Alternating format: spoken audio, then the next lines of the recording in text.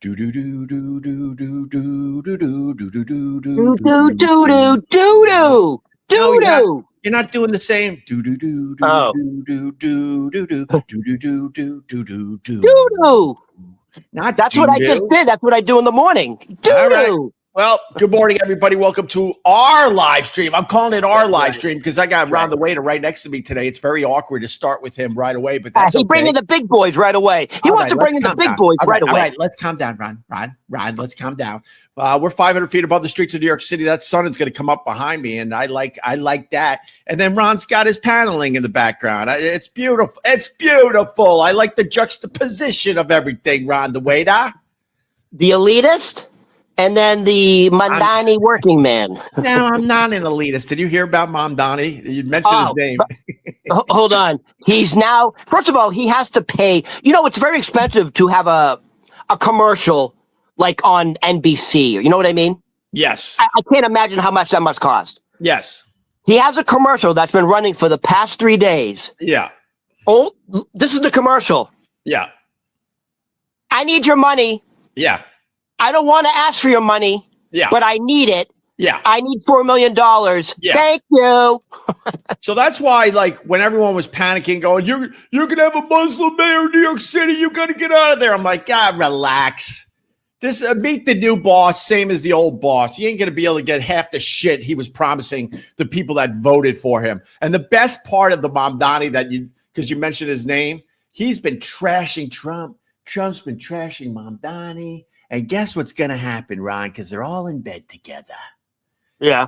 They're going to have a little meeting in the very near future. Mamdani is going to meet with Trump. I thought Mamdani didn't like the Trump, but he knows he has to work with the Trump. And they're all full of shit, Ron. How about this one? Elon Musk basically said, "Hey, Trump is in the Epstein files." He basically called him a pedo. Basically, sorry, Elon, but not basically. There was no innuendo. All right, he straight up said. He straight up said it. He was hinting toward that. They had a falling out. Trump was basically telling Elon to go fucking pound sand. They're best friends again. There's a picture of Elon. I like leaning in like you, and you get the blue eyes today. I don't know why, but my eyes are wide open today. Wait, I got better eyes than you, bitch. No, you don't. Yeah, I do. Without my glasses, you look blurry. Oh, maybe that's better. All right, there you go. But anyway, there's a picture that's going viral because Elon is back in line, and he's hanging out with the Trumpster at the Mar-a-Lago having a lovely dinner. What happened to Elon hating Trump's guts? Well, first of all, they weren't at Mar-a-Lago. There was a state dinner at the White House. Oh, that's right, because they had the Saudi guy there. That's good. Yo, did you hear one of the reporters in the White House in the Oval Office when they were having questions from the press corps? Yeah. And one of the reporters asked about the killing of the journalist who was with a bone saw. Yeah, yeah. And Trump said essentially, how dare you embarrass our guest? Oh God. How much money is Trump and his family getting from them? Hey, Trump's very first visit to a foreign country, right, on his first term, right, was where? Saudi Arabia. To the father. Yeah. Trump goes again on his first term. The Saudi Arabia. This is, by the way, he went to Saudi Arabia right away. And now, what do they call him? M something S? I don't know. The prince. Yeah, I know. I just call him the prince with the weird donut thing on his head to keep that thing from blown away in the wind. Here's the thing, it doesn't look good. When Trump was waiting for him outside, the prince pulled up in the car, comes out, and the fact that he's sitting and then has to stand, dude, for the next 5 minutes, all he did was adjust his fucking robe. It was bothering me. Yeah. Really, is that really practical? He was adjusting, fixing, boom, bean, down, boom, moving it here, tucking this in. No, like he had Tourette's. Yo, you're Jewish. You guys don't have practical stuff either. I see these guys. I don't know. I think there's a small pocket of Hasidic Jews in my area, and they walk to temple with their giant hats in the wind, like they're Abraham Lincoln. What the hell's going on, Ron? I don't care. Trump can have whoever he wants in the White House. I don't care. I thank God I don't have to depend on any of these assholes. But I just want to say, because you mentioned it, he's beating up the reporter yesterday in the Oval Office and basically saying, you stink. You should be fired. You should be ashamed of yourself. He said, I'm going to confer with my communication director. It's called the FCC guy. That's it. And says, I may just yank ABC's credentials entirely. Their license. Yeah.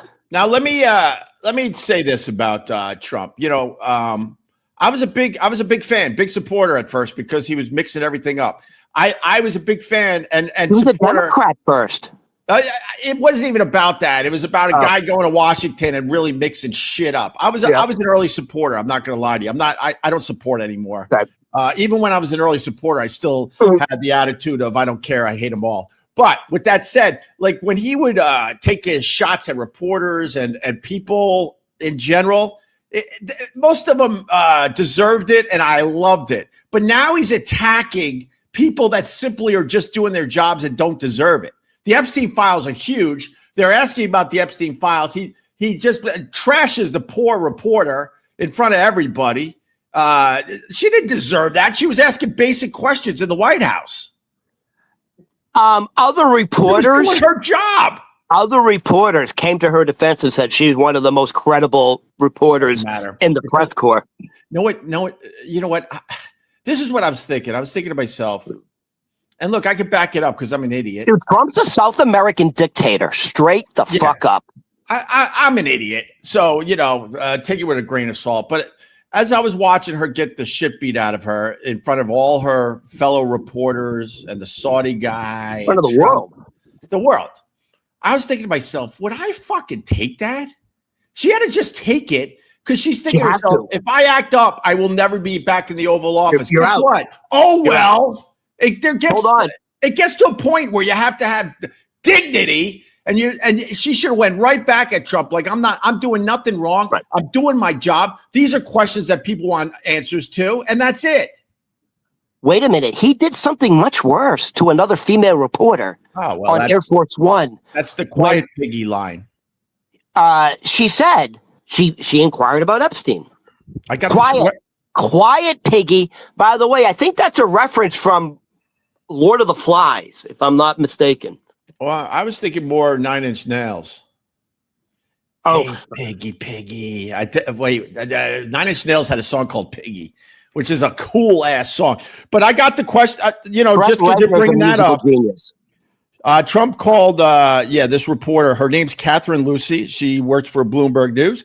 It was on Air Force One a few days ago, and he got mad at why he wouldn't. These were the questions: why he wouldn't voluntarily release the Epstein files? Because, as we all know, Congress. No, we didn't need Congress. Trump could have released the files at any time. And then the other question that pissed off Trump: Epstein claimed Trump knew about the girls. These are good questions for a reporter that everyone is talking about. And he got so pissed that he called her. He said, "Quiet piggy." So he's so tone deaf. It's a woman talking about 14-year-old girls being raped. Right. And it's a woman asking it. And he calls her a piggy. Right. By the way, I'll say this about Trump. At least he's fucking consistent. He's been calling women disgusting pigs for 20, 30 years. He started with Rosie O'Donnell. Yeah, we live in a country where, women are still second-class citizens. Opie. And to make believe that's not true is ridiculous. Trump thought, do you remember with the Bush guy from Entertainment News, ET News, and they were in that trailer? Billy Bush. He said, Billy Bush. BB. And you could grab him by the yoo-hoo. And then Billy Bush is laughing. He gets canned because he's laughing. At that point, Trump did say to his inner circle, his aides, I think I'm done. I think I don't think I can recover from this. Right. And it turns out his fucking base loves it. They love this fucking bar room, dive bar, fucking locker room talk because it's a real guy. We had so much fun with the Billy Bush thing because it was unbelievable that Trump skated. Everyone thought that would, sink his candidacy. Him. It made him bigger. And on the other side of that, Billy Bush lost everything. He was the it guy, and he has never recovered. It's been many years now. He's doing this and that. I see him pop up, but he was the #1 entertainment reporter. Yeah. He got his whole career wiped out, and Trump ascended to the presidency. Times are so fucking weird. Do you remember Gary Hart was on a yacht, and he had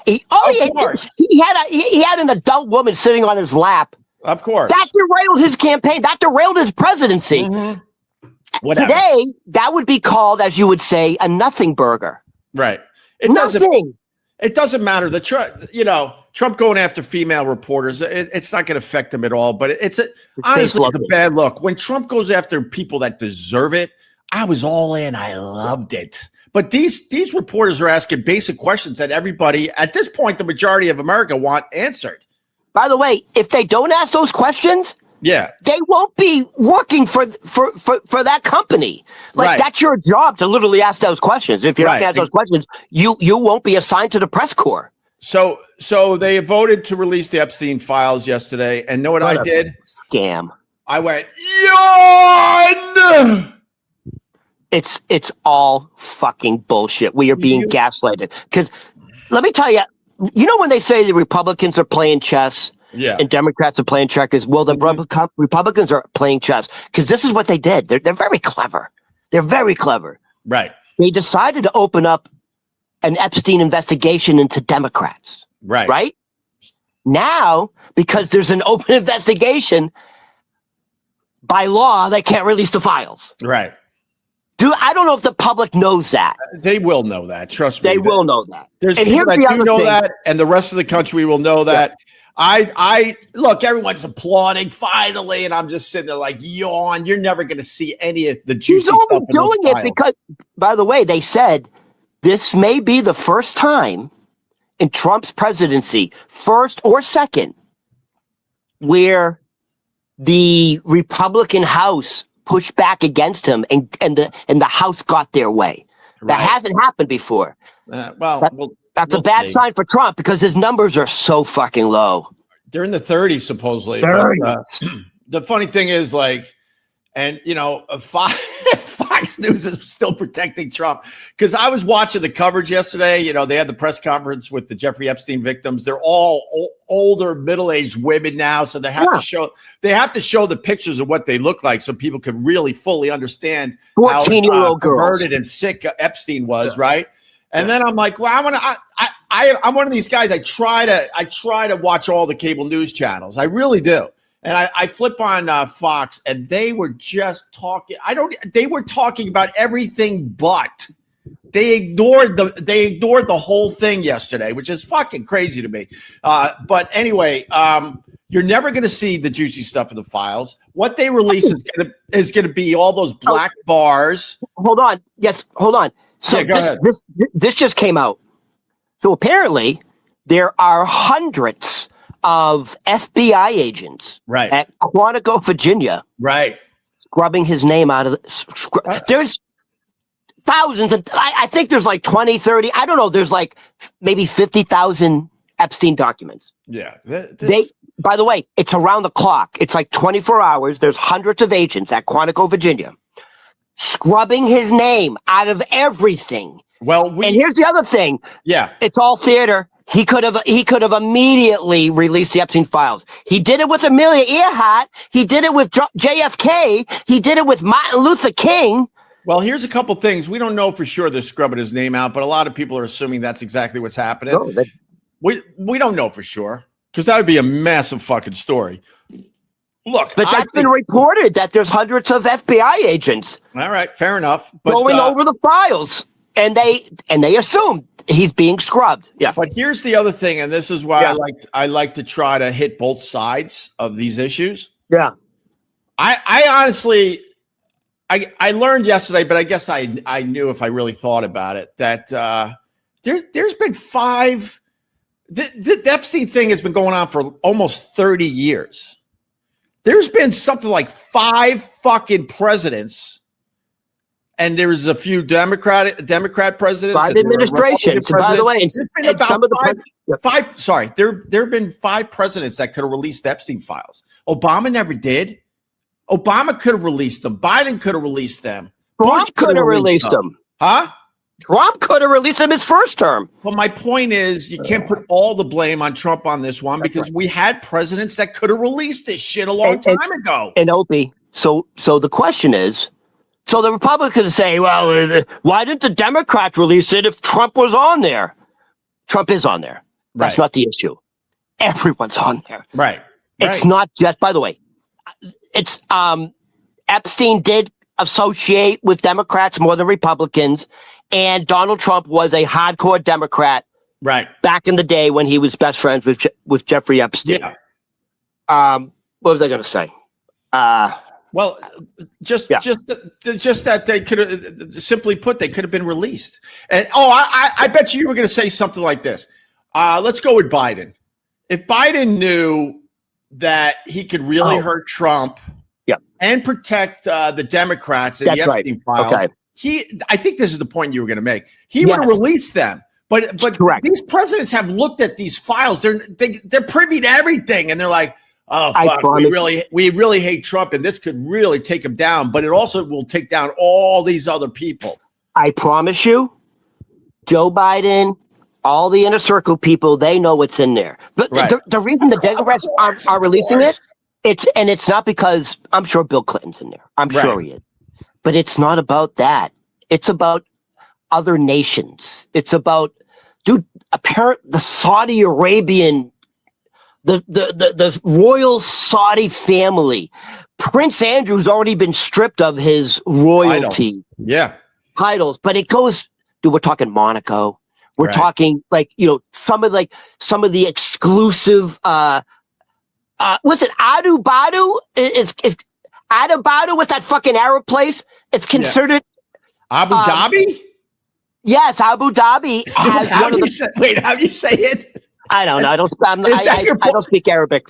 No, you're well read, but is that your Boston accent? Yeah, I think so. Abu Dhabi. Oh my god. You were doing like a Flintstones thing there. Yabba yabba yabba do. Yeah. So he's associated with also Monaco. I think Monaco is considered one of the wealthiest nations. Sure. Monaco, Abu Dhabi, the royal family in England, the royal family in Saudi Arabia. Yeah. I'm sure we got some Israelis in there. Right. Fucking Epstein's a Jew. He went to Israel a lot. Well, probably BB stuck his fucking BB. Yeah, let's summarize. Everyone celebrated yesterday. The victims are happy yesterday. It was almost a unanimous vote. One guy said no. What's his name again? He's a Republican from Louisiana. I don't even know. I don't know why is his name. Are you fucking nuts? You can't, at that point you can't say no. He's probably not running for re-election. All right. So and then everyone's celebrating, and now it goes to Trump's desk to sign. And then after he signs it, they have to be released in 30 days. It's gonna be such a nothing burger. There's gonna be so much stuff blacked out. Because there's a couple things. They're being forced to release the Epstein files, but they're allowed to redact. They have a million reasons why they got to redact this paragraph, this page. Do you think Trump's stupid? Nothing's going to be released that implicates him. It's going to be so vague. Of course. Yeah. Anyway, that's obviously the big story today, and don't get too excited. This is like sorry. Yeah, go ahead. Let me say this. You know how they had like the survivors holding up the pictures of them at 14 years old? Yeah. And one of the women, I think she was like the last to speak, very articulate. And by the way, good looking woman, really. A few of them are pretty good looking, man. Yeah, they're good looking women, man. Yeah. I mean, and she said it so powerfully. And she said it so calmly. She said, Donald Trump, I have a message for you. I'm traumatized. I'm not stupid. And she repeated it. I'm traumatized. I'm not stupid. Meaning, I'm not buying the fact that you're going to, and she's referencing the fact that this bill's going to go to his desk and he's going to sign it. She goes, I'm traumatized, but I'm not a fucking idiot. I'm not stupid. Yeah. So she thinks we're being gaslit. Of course. Don't be, my point today is don't be excited. You're not going to see anything juicy in that shit. Yeah, but guess what? The QAnon MAGA base, if they don't get results right away, they're going to kind of go crazy. Well, I mean, those people are starting to peel off, you know that conservative podcast, was it Ben Shapiro, the guy that wears the yarmulke? Yeah. You know what I'm talking about? Yeah. His embarrassment as a Jew, by the way. But I think maybe he is a fucking embarrassment as a Jew. Take off that fucking yarmulke, you fucking heeb. You're the reason there's anti-Semitism. Anyways, I think not just him, the main Republican podcasters, MAGA podcasters, dude, they're all saying the same thing now. Yeah. The Epstein thing is a hoax by the Democrats. It's to deflect from the success of the Republicans. They're saying that now. The people who were saying release the files are now saying it really is nothing. It was all the Democrats. Can we move on, please? I already spent too much time on politics. I'll be honest with you, because it's like Lucy and the stupid football. Oh, this time it's gonna be, it's gonna work for us. Oh, this time, no, there's never a this time. Lucy's pulling the fucking football away from Charlie Brown again. You watch how this plays out. What else you got today, Ron? Well, first of all, I'm glad they're doing this. Yeah. So I'll tell you what concerns me. Like my neighbor got fucking what do you call it? Amazon big box package. Sure. I thought it was maybe me because I'm waiting for my bed frame. So I went up and looked at it. Yeah. Because I'm finally putting my bed together. Finally. And it is one of those e-bikes. Right. And I'm like, yo, that's a fucking issue with these lithium batteries. Right. It's really a major issue. Right. It's such an issue in New York City that guess what they just installed? So they installed 25 e-bike charging stations. Right. Throughout the city. Right. So you can charge your lithium battery and then you can take another one out for all these. If you ever walk around New York City, there are more guys on e-bikes delivering food than there are fucking taxis. It's not even close. It's insane, actually, how many. It's actually very dangerous to cross the street. I've been saying this years ago. It's so dangerous. I said, stop worrying about the cars hitting you in New York City. It's these bikes flying by you going 30, 40 miles an hour, and they put a speed limit on these things. And I hate taking the side of the city. I hate it. But people have been taking advantage of the EVs and how fast they go. They're flying down sidewalks now, going about 20 miles an hour. You got these Grubhub kids flying. So as soon as you step off the sidewalk, you're in danger, man. There's like this little green bike walk path, and then you can get to the street. Yeah. The little green bike path is much more dangerous than actually getting hit by a car. I got to jump in because it's Ron. So, oh God, you make such a great point. People that live elsewhere have no idea. You're on a curb and you want to cross the street, but you basically have to cross over like Alligator Alley. You have to cross the green path with these EVs going by. No joke. Some of them are going 40 miles an hour on that green path. And it's insanely dangerous. And then you get past that, and then you have a little area before you can, cross the street. It's insane how it's set up. And none of these guys going 30 miles an hour, they didn't have to take like a fucking road test or anything. No. They're just flying through lights.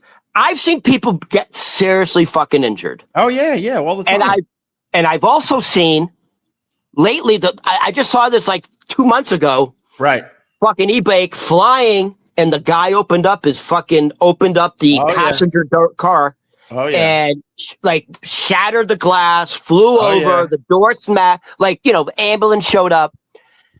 It's dangerous. So anyways, because there are so many e-bikes in New York City, far outweigh, I think it outweighs cars, because that's how people get around and that's how people get their food. Right. The lithium batteries have so far caused over 900 fires in New York City. Yeah. A lot of them in the Bronx. Yeah. And over 30 deaths. Yeah. It's a real issue. And you see, it's an issue. So I'm glad they're doing that. Well, they're gonna clamp down on the whole thing. You watch, because people took advantage. It's so expensive to get around New York City with the cabs, the Ubers, the Lyfts, everything in between. So then the city bikes are a good thing, but everyone started getting EV shit to get around the city. Because if I had to Uber my kids to school back and forth every day, especially in the bed, I would go fucking broke. I got a car in New York City. I pay around $700 a month, and that's a bargain, because I would easily spend that a month on Ubers and taxis getting these kids around. Yeah. Between getting them to school, picking them up from other things that are further away from the house in the city, other errands, So people started getting the EV shit, but then they took advantage of the damn thing, and they're going way too fucking fast, and they're hitting people. So they're gonna have to clamp. They're gonna have to do something about that. Yeah. By the way, you made a good point. It's almost impossible to drive around the city and afford it. Right. Car insurance and then parking. People pay $500 a month just to park their car. No, I'm up to like I'll give you the bill. I gotta ask my wife. It's about $700 a month for me. $700. And then you got to tip these guys. You can't. They're pulling your car up every day, so you feel like you got to tip them. So I tip them on a regular basis. Then I got to give them the Christmas tips. It's quite people don't realize. People don't realize that's on top of your rent or your mortgage. Oh, dude, I have no chance of keeping all these balls in the air. Trust me, I have no chance. So to your point, this is a very common sight in New York City. Right.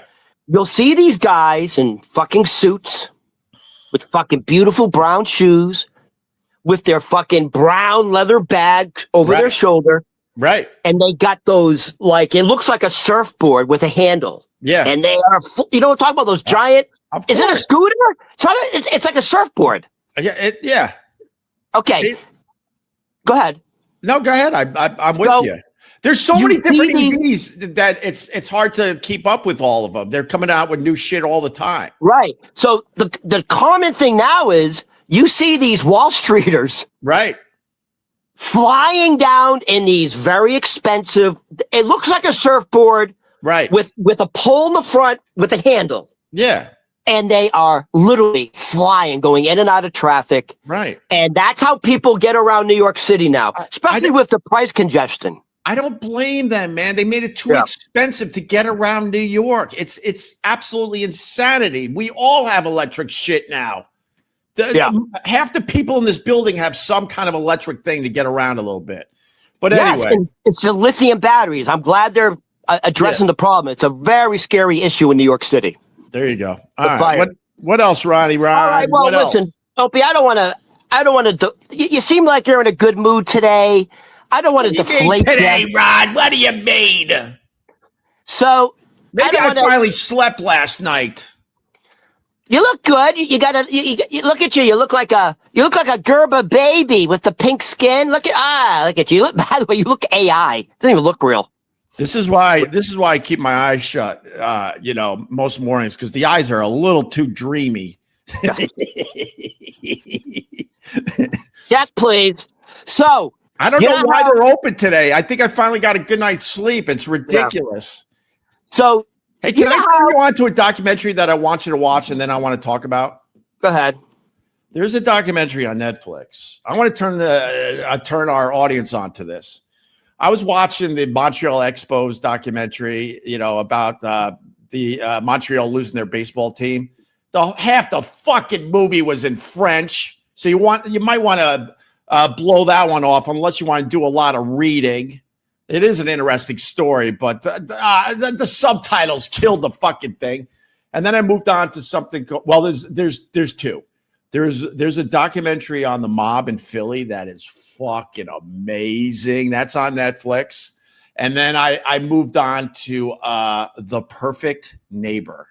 Watch The Perfect Neighbor on Netflix. Holy shit. Holy shit. It's a series? No, it's I guess I give the plot. You got a bunch of kids, right?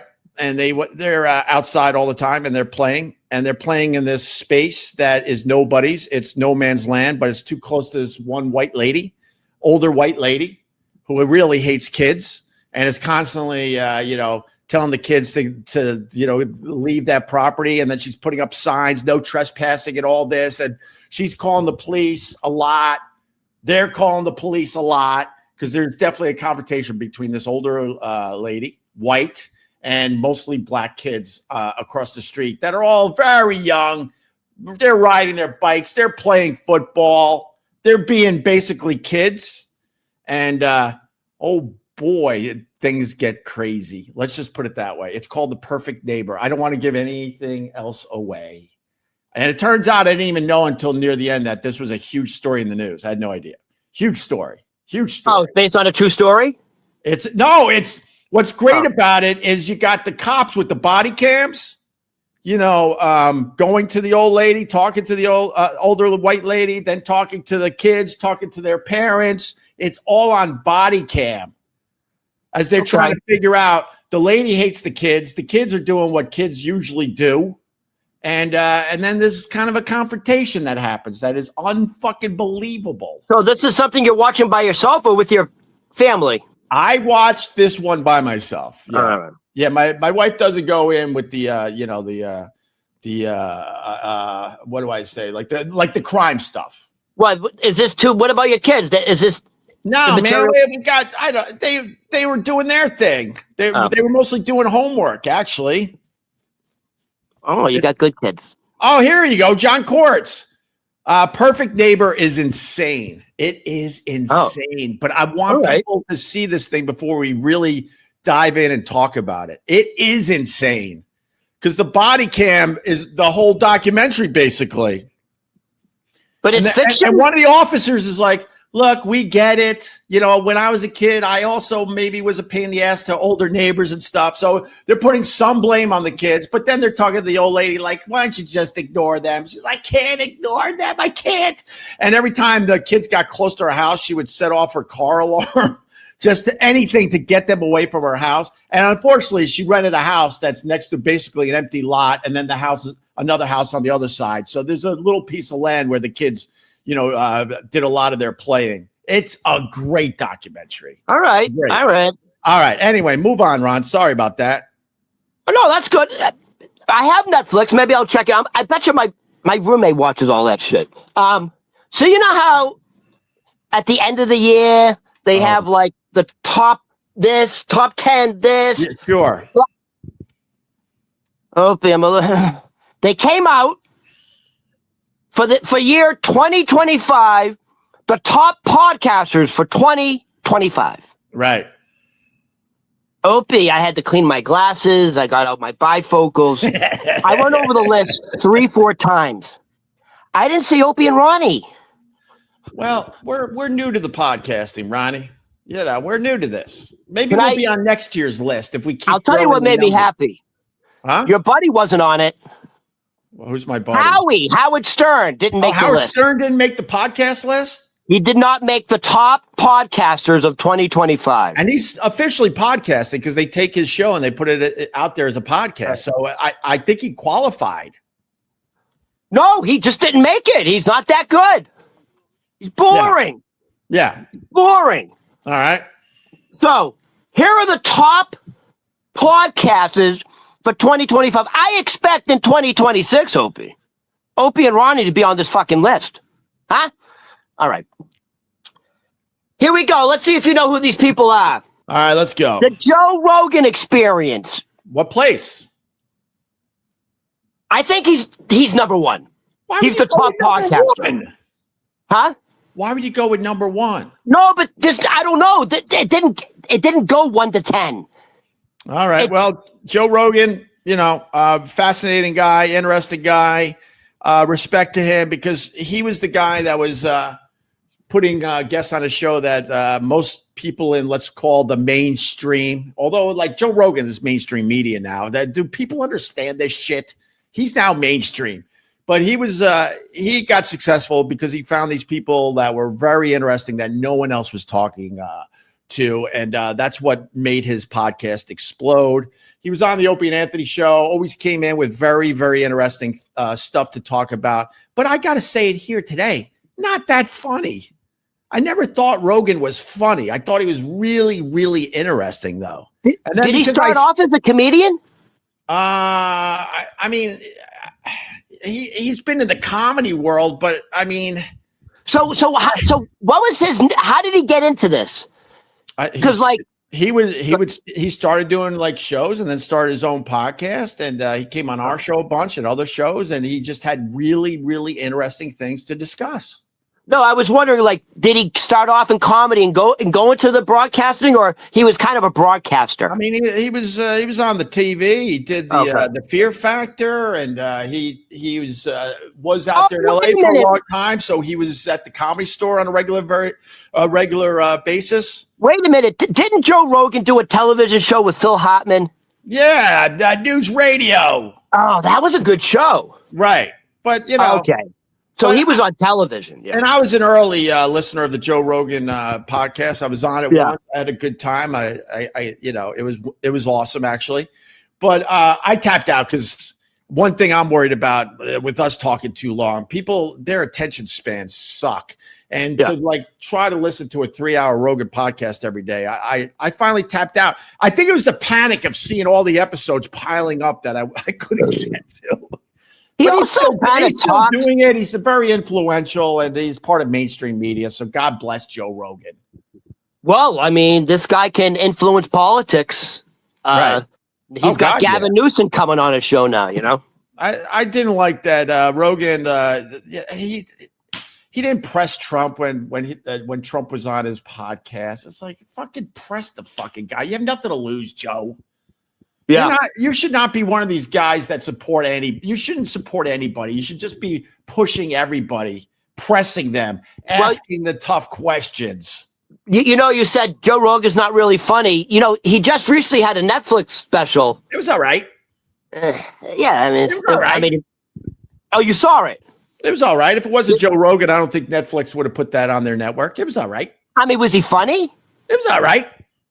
Did you laugh? At times. Do you remember a funny bit? No. That he did? No, all right. Literally not one. And I'm not even joking. It was just all right. And if people are going to say differently, you're lying.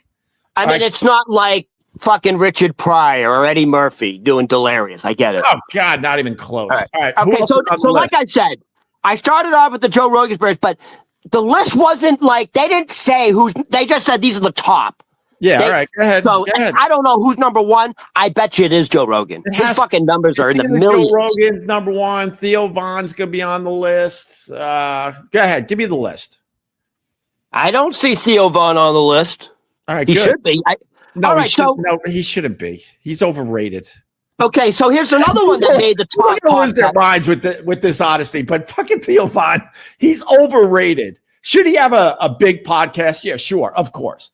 But the level he reached, it's insane to me. So he was like, did he do your show on a regular basis? Near the end, the last year or two, he was on a lot. So what was your impression of him? I loved him. I'm not gonna lie to you. I loved him. He was different. Yeah. And he deserved to have a popular podcast. Of course, my point is how high he got in the podcast world is insane to me. It really is. Well, and let's not forget, he just recently tried to tape his Netflix comedy special at the Beacon Theater, dude. He got booed off. I know. And he was talking about fucking committing, taking his own life. He's got issues, bro. We all saw the issues. He's got issues. He's working through his issues. Let's just put it that way. All right. But anyway, go ahead. So here's another. I didn't even know this was a podcast. You know what? I may check it out. I bet you it's pretty good. Yeah. So top podcasters of 2025. It's called Smartless. Oh, Smartless is that's Jason Bateman. Yep.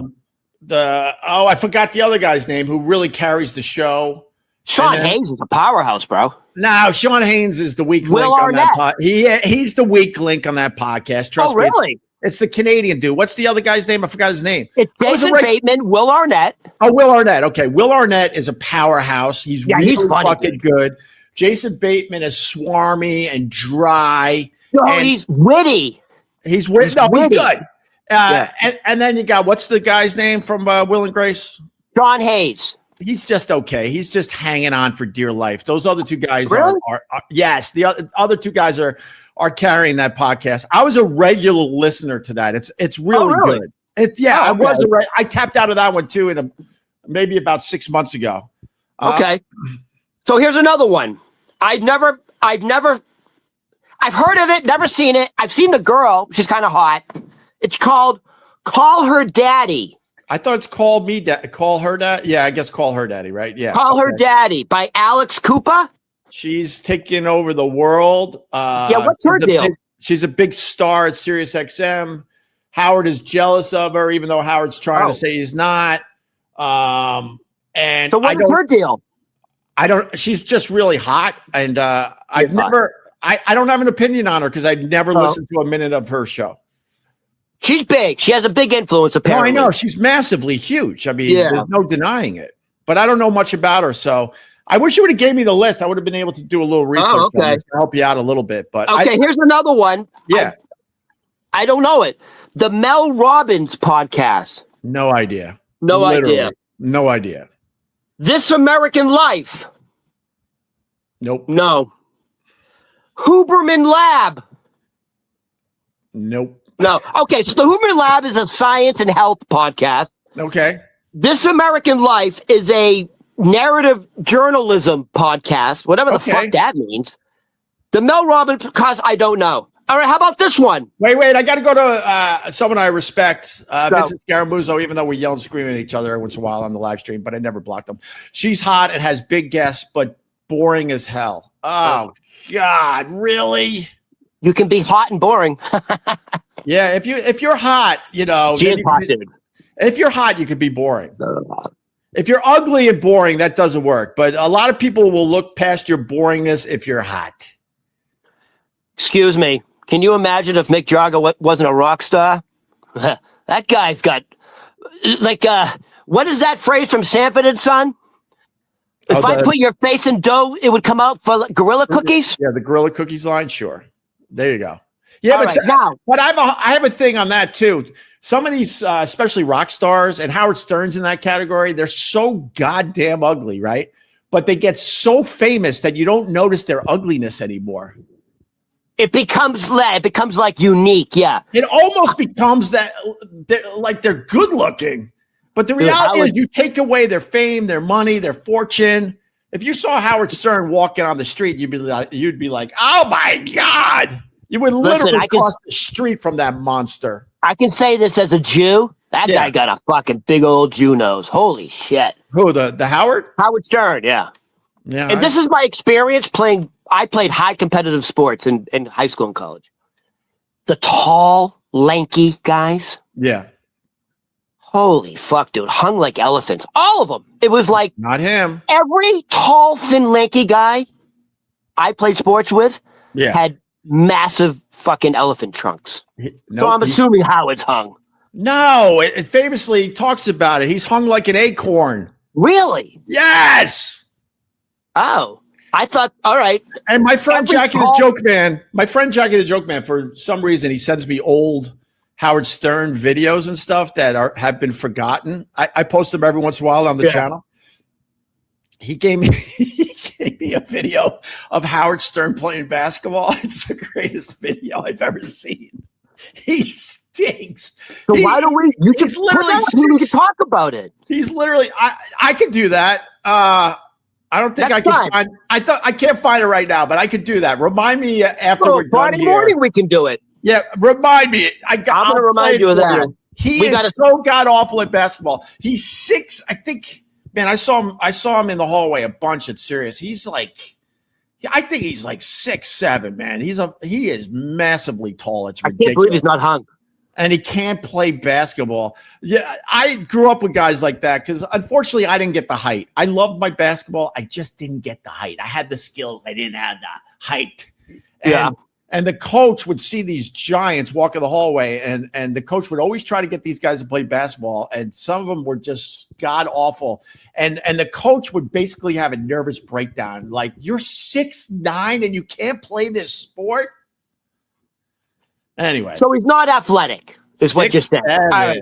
I'm going to remind you for Friday. We're going to have to we're going to have to do color commentary on like calling a basketball game. I'll find it. Howard. It's buried it's buried on my channel right now, but I'll find it. All right. What else? Who else is on this stupid list? All right. I think I've heard of it, but I've never the Ezra Klein show. No idea. So this is about politics, society, and culture. Oh gosh. And then the others are Crime Junkie, right? And Dateline NBC, I guess, has a podcast. That's a top podcast. And The Daily, which is a New York Times podcast. I've tried The Daily or whatever it's called. Whatever. Just AI that shit. It's that list stink. That's the top podcast. There's no one in there I know except for Rogan, and who else did we know? Smartless. So I did it twice because sometimes they'll give you a different list. I Googled it twice, and that was the list both times. Wow, like Theo Vaughn didn't even come up. The podcasting world is in bad shape. If like someone like, I kind of have my finger on this stuff. I focus on radio shows and podcasts and stuff. And for me not to know half the people on that list or have listened to any of that's not good for the podcasting world. Well, I think your point is it's fucking saturated. Right. All right. Didn't you just tell me Trader Joe's now has a podcast? Oh, jeez. All right. There was another one that popped, and I'm trying to remember because every time I see someone has a podcast, I'm like, I can't wait to tell Roddy. Oh, fucking Regis and Kelly. That show will always be Regis and Kelly to me. Kelly has a podcast. What are you doing with your podcast? Kelly and Mark, or whatever their show is now called. Mark Consuelo, her husband, was honorary, Sexiest Man Alive People magazine. He was like one of the runner-ups. Whatever. All right, let's move on before. All right. Listen, it's almost 7:00. Yeah. Let's finish with this. And this is on taking control. I like this.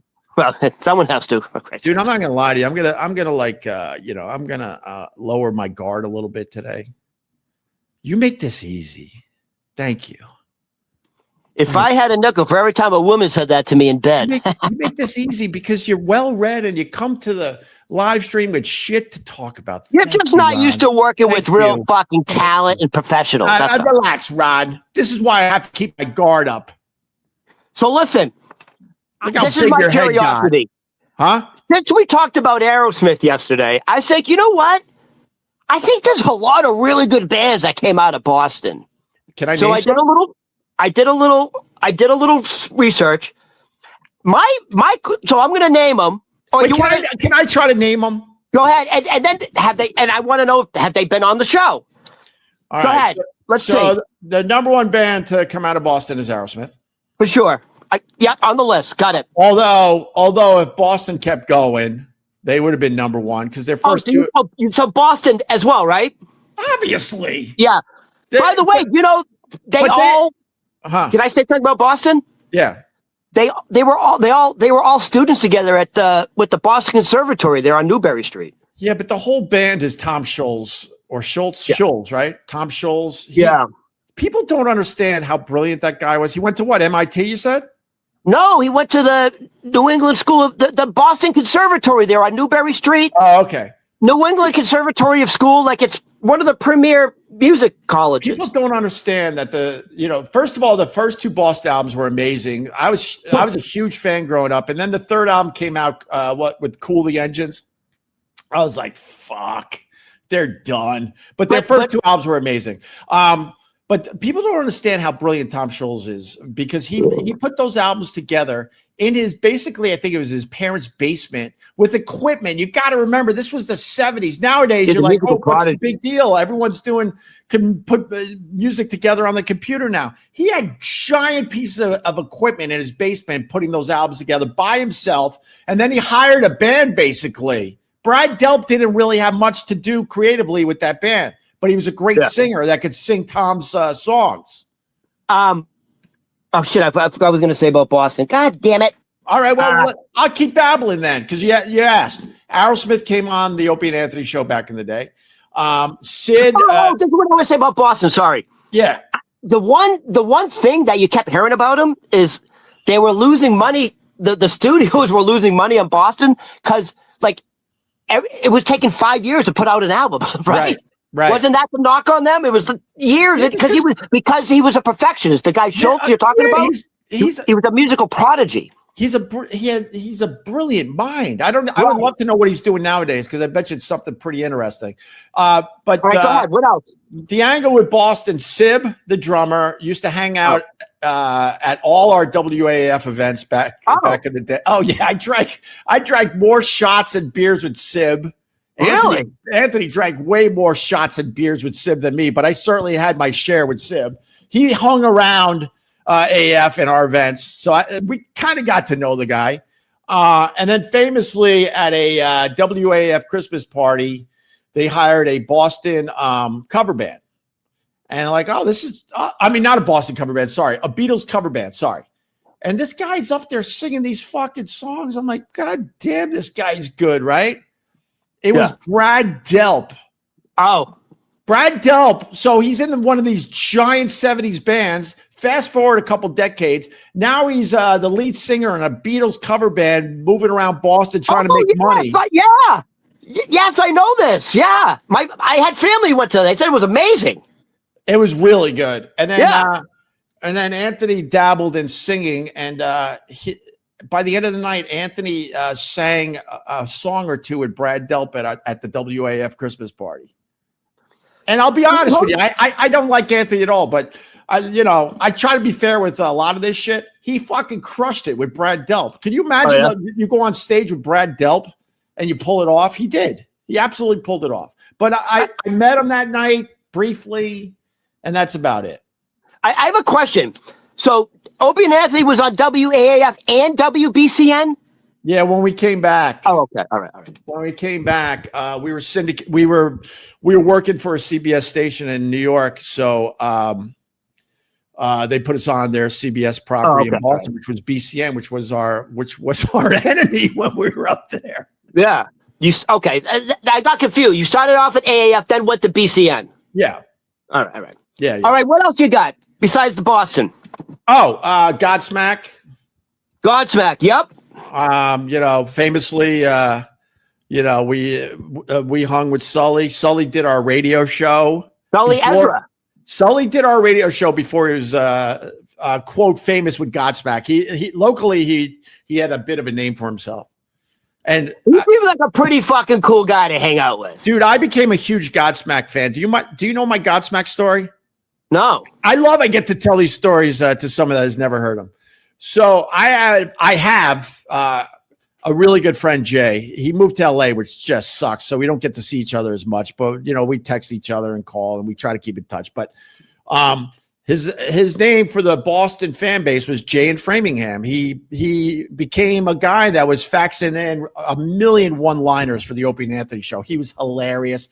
We gave him credit, and we became really good friends with the guy. And to this day, I'm still very good friends with Jay.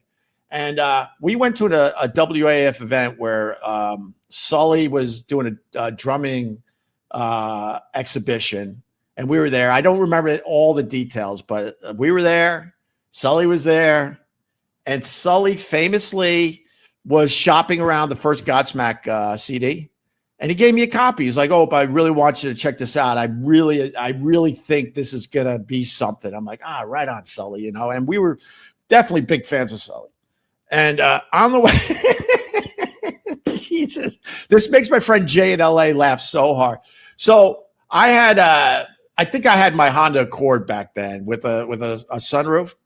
And we're driving home. And you got to remember, me and Anthony were so fucking famous up there. Every local band was giving us CDs to the point where it became a thing. Like, oh, my God, how many CDs did he get today at this gig, right? And we try to listen to him and do the right thing, but it was almost impossible. So I'm driving back to Wellesley. I lived in Wellesley with my friend Jay, who lived kind of close to me. And I just wanted to make him laugh. So I had Sully's first fucking CD.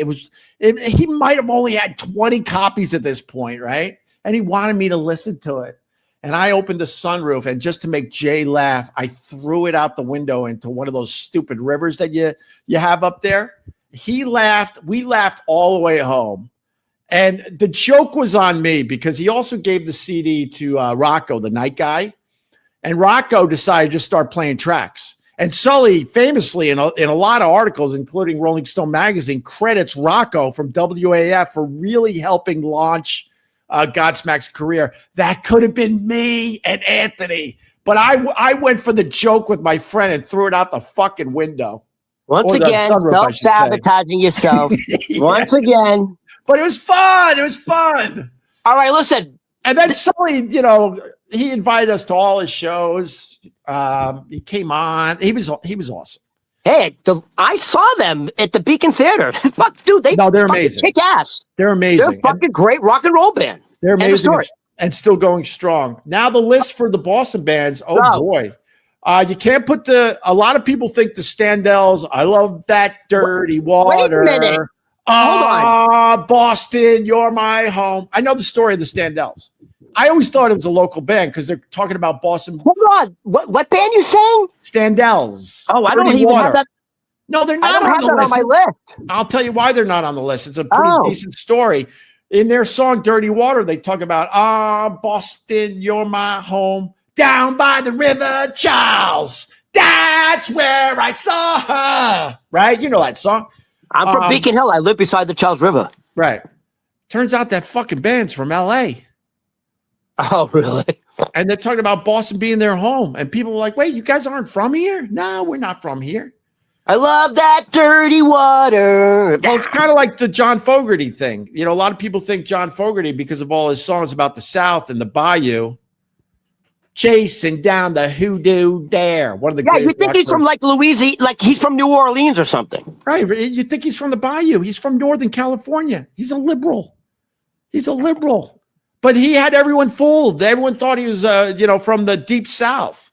But the line "chasing down a hoodoo dare" is one of my favorite rock lyrics of all time. What the hell is a hoodoo? It's a spirit, Ron. It's a spirit. They're chasing down the hoodoo dare. Okay. All right. What else you got? Are screaming. I think that's it for my Boston band knowledge. I'm really? Sure. I'm sure there's gonna be one on there. Opie, don't get me upset. Are you fucking kidding me? You're not going to name this band? I said Aerosmith. I'll say the name. I'm not going to say the name of the band. I'm going to say the lead singer. I'm very upset right now. Rick Ocasek. Oh, the Cars. Are you fucking kidding me? I forgot. You're right. My God. Jesus Christ. And Benjamin Orr, Benjamin Orr's songs for the Cars was where it was at. Hey, here's a little. So you remember how we first met at Pete's Tavern? Wait, I got another one too. Wait, hold on. Go ahead. Go with Pete's Rick Tavern. Ocasek, the Cars. Yeah. Remember we met at Pete's Tavern? Sure. Dude, he lives around the corner. That's what before he died. With that, remember he had that supermodel, that Eastern European supermodel. Yeah, I forgot her name. Yeah. And he's another one that was so famous that he didn't notice he was ugly anymore. And I was There's another one another tall, lanky, ugly guy. By the way, so I used to work at Pete's Tavern. Yeah. And he would come in because he lived literally a half a block away. So he would come in occasionally at night. He never took off his sunglasses. Yeah, well, I don't blame him. Super tall, super thin, which means he's super hung. Right. But I love the Cars. Life's the same. Moving in stereo. Talk about classic American rock and roll band. God, I love it. All right. My favorite Cars song of all time is kind of a throwaway, All Mixed Up. All Mixed Up, I think, is the song that comes on after Moving in Stereo. It's All Mixed Up is such a killer car song.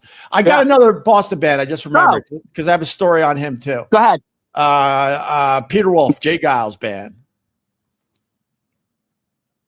Do I have that on there? How do you not have Jay Giles? That's a Boston band. Is it? Oh, yeah. And I saw him. I saw Jay Giles. Yeah. Huh? Yeah, Jay Giles. You're right. All right, listen to me. So I don't have that. Peter Wolf. I got a Peter Wolf story too. All right. So when me and Anthony first moved to Boston and worked at AAF, they flew us out for the Grammys. We were barely doing a show together, and they fly us out to LA to do the Grammys. We are so green as a new show together. I had a lot of radio experience at that time. Anthony, not so much. And we were starting a show together, and we're starting out in LA at the Grammys, basically. I think we did maybe a week or two before that. I'm not positive. Whatever. Peter Wolf was on our flight because he was going out there for the Grammys, I guess. And we were all at the Sunset Hotel on Sunset Boulevard, the hotel made famous by Led Zeppelin. And I have always been a morning person. I get up early and I just wander around. What? I have a question. What do you mean that the hotel Zeppelin made famous? You don't know about the Sunset Hotel on Sunset Boulevard? I think it's called the Hilton. Legendary. When Led Zeppelin was in LA, they camped out at that hotel. They took up a couple floors. They had groupies in the lobby. Literally, the lobby was swarming with groupies, hoping to be picked by the band to party with them. Oh my God, the stories are legendary from that place. I'll have to look up a few for you. The amount of blowjobs. Right. So my Peter Wolf story is really quick and simple. So I would get up really early and just wander around. Like I was always getting up at 6. It was probably going back to my caddy days. And I'm on Sunset Boulevard, walk into a coffee shop. I turn the corner, and there's Peter Wolf. I swear to you, this possibly isn't true, but I would bet a lot of money on this, that I saw Peter Wolf without his wig. He was really bald. He saw me because at this point we had our, he knew who we were. Oh, okay. And he had the look like, oh, fuck. He just saw me. He thought because it was so early in the morning, he didn't have to throw that stupid dead animal on his head. Did you have words with him? No, it was a look. It was that look like, oh, fuck. Right. He's going to talk about it now. There you go. All right, who else? Do you have any other Boston bands? Dude, are you serious? Are you fucking serious? You got the pop bands and shit, but are you fucking serious? There's one band with the name Boston in it. Oh, the Bosstones. The Mighty Mighty. The Mighty Mighty Bosstones. Yeah. How can you not? Are you crazy? That's a great band. Yeah, I forgot. They have that one killer song that really gets your blood pumping. Hold on. How about the fucking I think it was the theme song in the beginning of The Departed. The Mighty Mighty Bosstones song, right? No. Oh. Wait, there's another band? The Dropkick Murphys. Oh, the Dropkick Murphys, yes. Jesus Christ. All right, fair enough. Did you say that? All right, here's another one. Oh, my God. I'm shocked you're a DJ. The Pixies. The Pixies are from Boston? Yes. No, they're Seattle. I can't believe you're a DJ. Wait, the Pixies are from Boston. I can't do it. They're not a Seattle band? The Pixies are from Boston. Wait a minute, Ron. Christ. Like I pride myself on knowing some shit. Wait, you're telling me the Pixies are from Boston? My chest is getting tight from you. All right. Here's another one. Oh my God, go ahead. Buffalo Tom. Yeah, I don't know Buffalo Tom. Oh, okay. I've heard the name, but whatever. All right, how about this? Starting to fade out here, Ron. Hold on. Go ahead. The Lemonheads. Lemonheads, sure. They had a version of Mrs. Robinson, right? Didn't the Lemonheads have their own version? They had a couple big hits, and then I think he OD'd. All right. And then you have New Edition, Bobby Brown, New Kids on the Block, Marky Mark, and the Funky Bunch. The Funky Bunch was all right. Has Marky Mark ever been on your show? Marky Mark was on our show once. Oh, really? Yeah, and I forgot about it. I just Did saw he come a video across like a fucking arrogant cocksucker? I don't remember much about. I believe he was on the phone, and I don't really remember much about his appearance. I didn't think he was a dick or anything like that. So yeah. I think we got him laughing and he relaxed a little bit with us. But I don't have many highlights talking to him. So one of the hardest working guys in Hollywood, honestly. He's all right. Guy gets up at fucking 3 a.m. and know what works out. He posted. You know what movie I saw recently with my kids was the Ted movies. Oh yeah, he's good in that, man. He plays a simpleton. He's good. They're fucking funny, man. They're good. They're stupid funny, man. And that shows you how talented Seth MacFarlane is. Yes, that's all Seth MacFarlane, dude. I hear you. All right, Ron, I want to go. All right, that's it. I'll see you this afternoon. Just when we get get going, I got to go, but I do have to go. And all right, yeah, I guess we're doing Gepards later. All right. All right, this is my friend Ron Berman. We call him Ron the Waiter. Sometimes Ron. What other nicknames we have for you? The Boston Buddha. The Hebrew Hammer. The Hebrew. No, you don't. No, we don't call him the Hebrew Hammer. The Boston Buddha. I like it. The Boston Buddha. Tony P. Nicknamed you that. And we also call you Piggy. Oh no, that's Trump. Sorry. No, I'm not. I'm not a woman. Quiet Piggy. Oh, quiet Piggy. It's not just the words. His face and his finger. Quiet Piggy. And he's like, dude, there's a black reporter standing directly to her left or to her right. Yeah. Watch his face. He was like, whoa, whoa, master. His eye, whoa. There are things in life, though. You can't just sit there and take it. Do you really want our president, to be talking like that? Honestly, in the end, I don't care. It's just a good headline today. I don't care. I don't care. I really don't. I think he's a dick for doing it. I think she was just doing her job. Know what I really cared about in that situation? That she sat there and took it. I'm like, I think it was ABC, right? I think ABC will understand if you push back. Oh no. Quiet Piggy was on Air Force One. Sorry. There were two separate events. Sorry. Both of them shouldn't have taken it. At that point, you don't take it. I know, but the woman who's on Air Force One, you got to take it. What are they going to say? Why? You really need to be on Air Force One with the fucking president? They'll find something else for you to do if you push back. There are times you just got to fucking push back. There are just times. That's the word of the day. Push back. There you go. Right. And remember, Ron, it's not gay if the rent's due. It's not. That's called finances, my friend. That's how it's not gay if the rent's due. End of story. We're done.